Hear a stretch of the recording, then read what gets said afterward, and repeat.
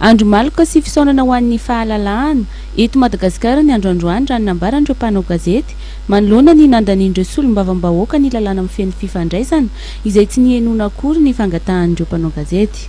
Ny adihevitra ny Seoul tao amin'ny antemeram-pirenena dia tsy nisy afa-tsy fanenjehana sy fanasoketana mpanao gazety izay tena mampalahelo ny zavanitranga nandritra izany fotoana izany. Manoloana an'izay rehetra izay ny etsiky ny ho amin'ny fahalalahana maneho hevitra eto Madagasikara dia mbola anohy ny fitakiana atao ny amin'ny tsy fanekena izany zavatra rehetra izany.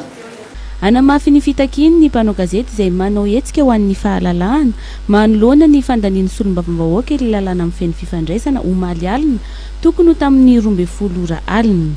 Amin'ny talata ho avy izao dia anao diabe ny mpanao gazety hetsika namarihana ny fandevenana ny fahalalahana eto Madagasikara no ity lalàna nolaniana ity.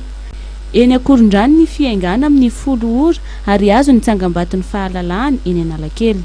Ny talata ho avy izao mbola etsona ny fiarahamonim-pirenena rehetra ihany koa anamafy ny feon'ny mpanao gazety hatramin'izay iara andevina amin'ny fomba ofisialy izany fahalalahana maneho hevitra izany mbola iaona amin'ny firaisambe-pirenena ihany koa ny mpanao gazety manoloana ity fanampenam-bava atao amin'ny olon-drehetra tsy haneho hevitra ity.